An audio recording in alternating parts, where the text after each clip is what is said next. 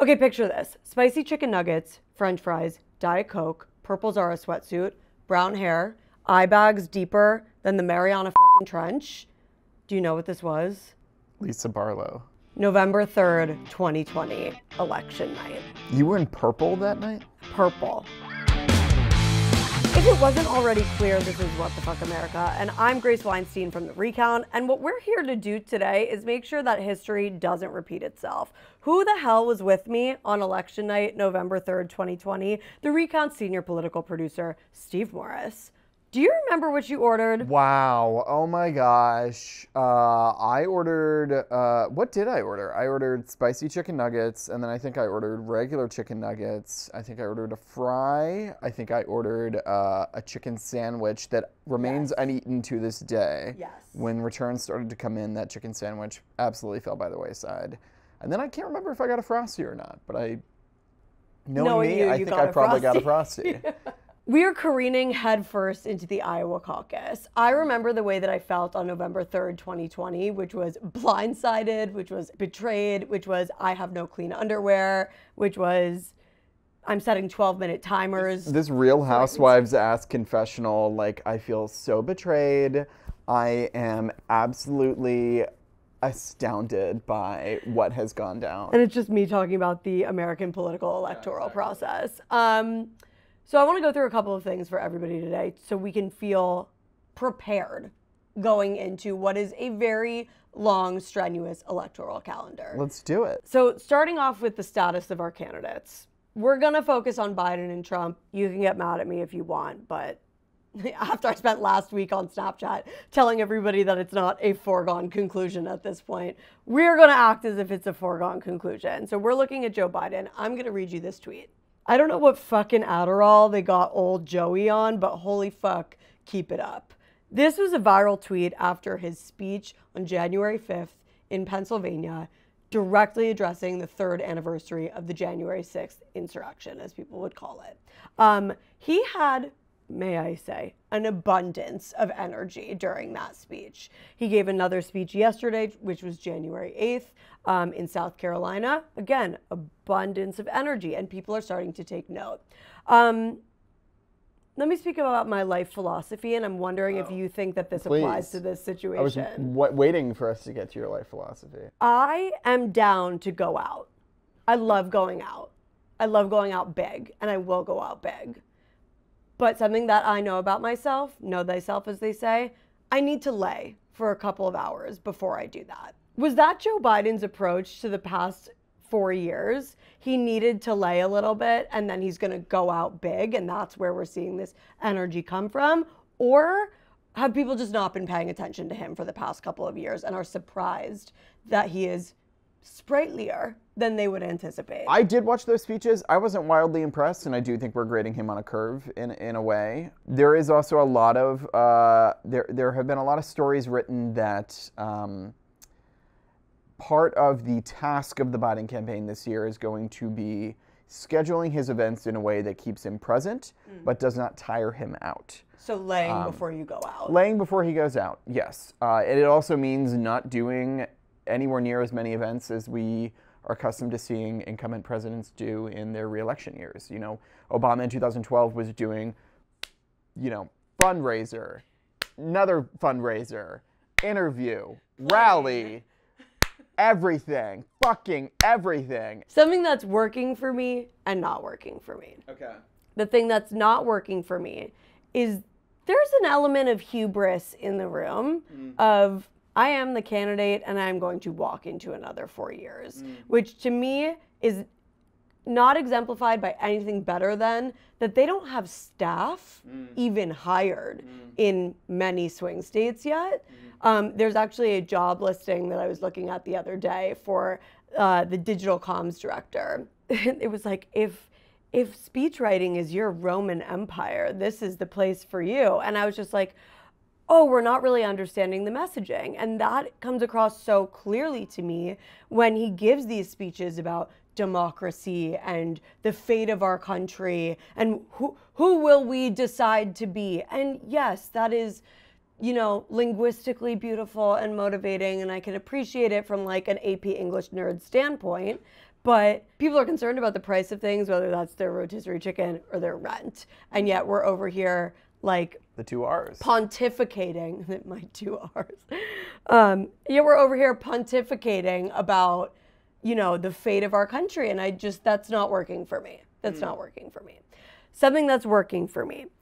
He's been directly quoting Trump in his speeches. For example, the one in South Carolina the other day, he said, they were talking about the recent mass shooting that happened in Iowa. Trump's response to it to a crowd was, "We have to get over it." And Joe Biden quoted that and then said to his crowd, my response is, "We have to stop it." I think when you take Trump and the things that he says away from his vocal cords and you repeat it as a normal person, you really get the disparity between like him and the truth and him and reality very clear. That's what's working and not working for me. What is working and not working for you? I think the broader thing to me is that there is this fascinating thing going on where the Biden campaign, the Biden team can genuinely point to the past 4 years of incidents, from the 2020 primary race to the defund the police and leftward shift in the general election, to thinking that Republicans wouldn't come to the table, to thinking the Georgia runoffs wouldn't, go for Democrats, to thinking that Joe Manchin would never vote for any reconciliation bill. All these things, to the 2022 midterms, all these things they can genuinely point to and say, hey, you supposedly smart people counted us out every time, and we came back and told you whatever. And that, I think, is really animating what is going on with them right now. They're saying, we've seen this movie before, we've heard your complaints before, and we've gotten it every time. Y'all need to chill out. It's gonna be interesting. What is not working to me, I will say, is their television advertising. Whatever they're doing is not working. They have spent tens of millions of dollars on ads, more than any. I don't think I've seen one. They're not, well, good. That's probably good, because they're not, shouldn't be targeted to you, regardless. Their ads are terrible. They have, and that's not me saying that, that's just the polls. They have paid for tens of millions of dollars of ads, and Biden's numbers have gotten worse. So whatever you do in there, you gotta give it up. Give up the ghost. Donald Trump, I actually wrote down something that he said. Okay. Just like you were saying. It's actually crazier if you read it. This was, 1 week out from the Iowa Caucus, really focused on the issues, okay? Think of it. Magnets. Now, all I know about magnets is this. Give me a glass of water, let me drop it on the magnets. That's the end of the magnets. Why didn't they use John Deere? Why didn't they bring in the John Deere people? You like John Deere? I like John Deere. What, if you had to guess? Is he talking about Boeing? the plane door that flew off? Funny enough, no, but plane is, you're in the vicinity. I have no idea what he's talking about. He's talking about the electromagnetic aircraft launch system on the Gerald Ford aircraft carrier. I say a lot of crazy shit to you on a daily basis. You would say that that's fair. Kind of constant stream of crazy shit directed at you. If I said this to you just kind of unprompted in the middle of a speech about other things, you would be like, did you take your meds today? So I would want to know the context for sure, but also like, yeah, I mean the like wild riffing off of anything has always been part of Trump's brand. Right. But also he is an old man now. And that's showing itself in 2 ways to me, or in 1 way. 2 ways or 1? Which is it? Well, it's like 1 pea in a pot of 2 things. Mm-hmm. Shouldn't it, what? I don't know. I think Trump's brain is, like all of ours, split into 2 hemispheres. But his 2 hemispheres are not left and right. They are genuinely confusing and deranged, and flat out dangerous. The tension between how much is ignorance of institutions and how much is hostility to institutions, to put it lightly, has always been a thing with Trump. Yeah.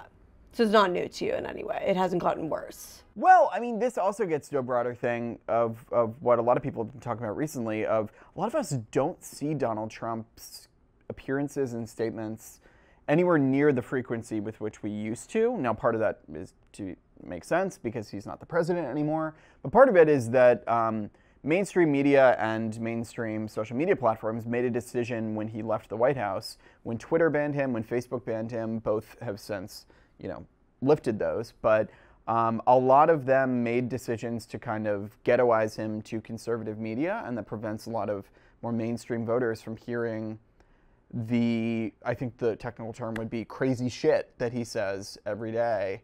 A lot of people don't hear that. So has it gotten worse? Yes. Do I think people have quite registered that yet? No. Do I think they will? I don't know.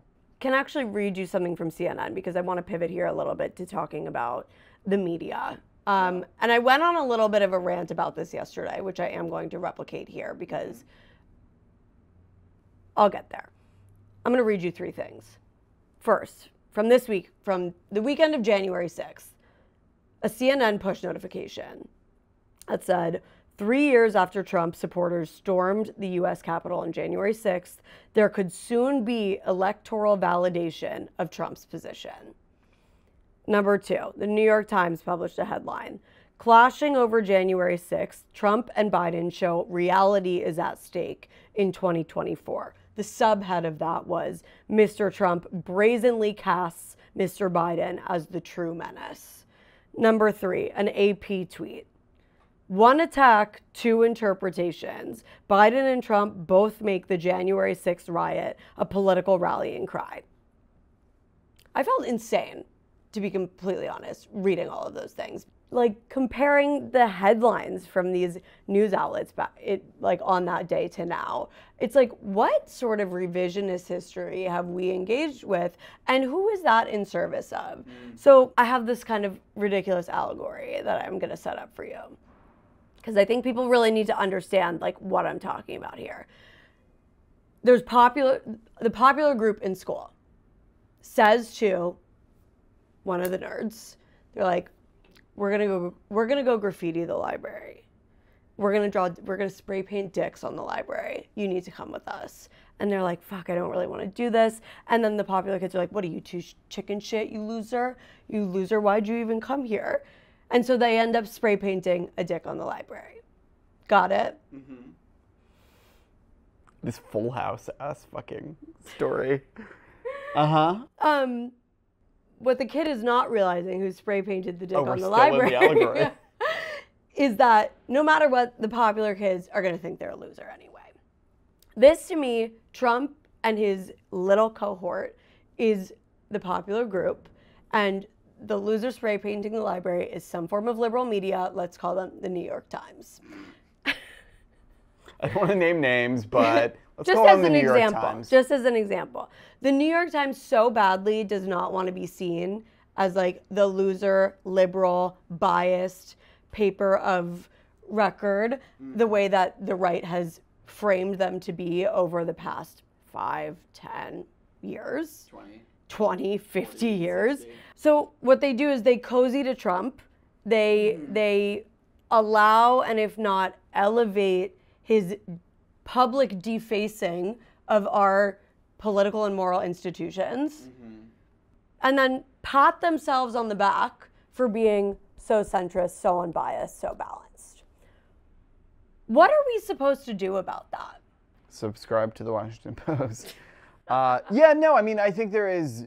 So I think there are a lot of elements here. One is actually read the articles, because oftentimes there will be, I'm not saying that's the case with the things you were bringing up here, though I think it might be with 1 or 2 of them.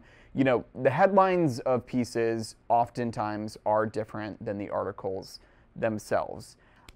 With regard to January 6th, I think you're touching on something real, which is that most of our media setup is designed for he said, she said, for debates and arguments about responses to events, not about whether or not events actually occurred. Part of why there's a difference, in the way people talk about it now than right after it happened is Republicans were divided in the days after January 6, 2021, and they're not really divided anymore, I think when I think about the Overton window that's being shifted, which is just a great concept that you can really work out so many things that go on in media if you understand what an Overton window is and how it's being shifted. to quote Monica Garcia from the Real Housewives of Salt Lake City, like, is Joe Biden just collateral damage of media shifting the Overton window? Or are they actively trying to undermine Joe Biden's campaign in some way? I feel like that would be a massive media conspiracy theory. Look, I think it is not controversial. It ought not be controversial for us to say media that pays its bills off of clicks, engagement, viewers, whatever, wants more people to tune in, wants more people to be engaged, wants more people to subscribe, whatever. And that happens when there is a close race that one person's up, one person's down. They're going back and forth. It's going to be a photo finish, whatever. I think one of the things that scares people off from like engaging with journalism, even in an election year, which to me is cuckoo lulu bananas, but I think one of the things that scares people off is that people traffic in these highbrow concepts that don't feel super concrete to them. They might be unfamiliar with the terminology. They might be unfamiliar with the history. So one thing that I like to do and want to make sure that I'm going to be doing in like every episode of this as this election season goes on is figure out concrete pieces of advice or tips or tools to actually offer people so they feel a little bit more confident engaging with what's going to be an insane 2024. I have two things, and then I'd love to hear two things from you. I was going to have three, but you already mentioned one, and I love that you did, which was read the article, not the fucking headline, which we all fall predator to that. Yeah, of course. Here's my second one, and kudos to my therapist for bringing this up in a totally unrelated session, not about politics whatsoever. But we were talking about how we can connect with people who disagree with us. And she asked me this question: what makes a statement true for that person? Or what makes a feeling real for that person? Which it is so hard to offer somebody who's pissing you off and who you disagree with that kind of grace. To be like, okay, let me see where this is coming from for you, what this is rooted in for you. But if we took that 30 seconds to consider what something is rooted in for that person's truth, like, we're going to be able to understand, even if it's not true for us or not even close to a feeling that we feel, we're going to understand so much clearer what somebody's motivations are and where their feelings are coming from.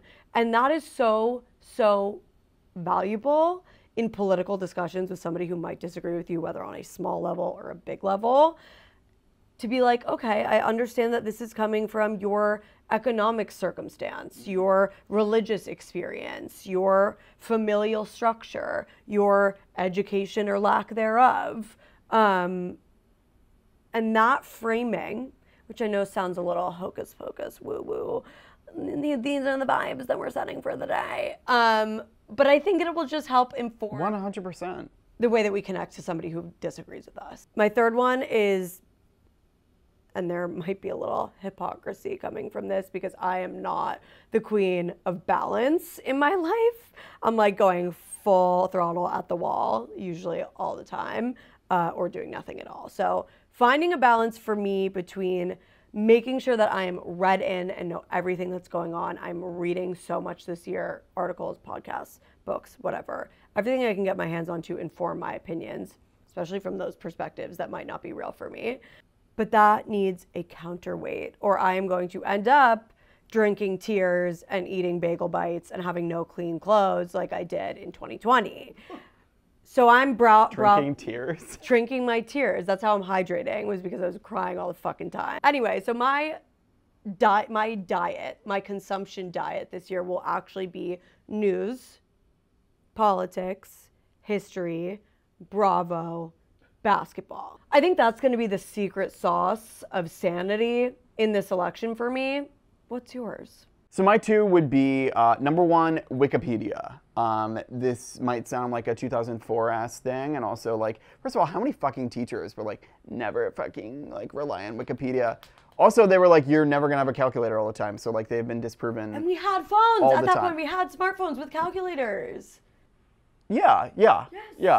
But, like, if you want to know how Wayne County, Texas voted in the 2004 election? Wikipedia, baby. Like, there is so much information you can gather from Wikipedia. And of course, I'm also using Wikipedia a little bit as a shorthand for just the internet in general. But there is so much information out there. There are very few questions you could possibly have that have factual answers that you cannot get the answer to very quickly. I know that so much of our discourse now is like, what politicians owe to us, you know, we need a better world, whatever, absolutely. But also you have a responsibility here to actually put in some goddamn work and learn some things. So like, go on the internet, learn. Nobody wants to work anymore. No, I 100% agree. I agree. And then my second one is absolutely keep somebody in your feeds, in your overall consumption, whose viewpoints annoy you, challenge you, piss you off maybe even. Because if you literally just have a feed curated for not challenging you in any way, you are A, never gonna grow, B, you're gonna sound like an idiot, C, you're gonna be really annoying, which more than anything is what we don't wanna be this year. So keep people around, even if you think they're wrong on a whole bunch of things, it is worth having them around to remind you that your viewpoint is not the only viewpoint. The Iowa caucuses are happening. We are gonna be here to cover that in real time over on all of the Recount social feeds. And then we'll be here to catch up on what we learned, how we need to move forward, on to New Hampshire, on to South Carolina, and then away we go into the 2024 election. Can you believe it? It's happening, baby. We're gonna be here on What the Fuck America to keep you sane, I swear. If it's the last thing that we do, I will drive you across the finish line. Let's do it.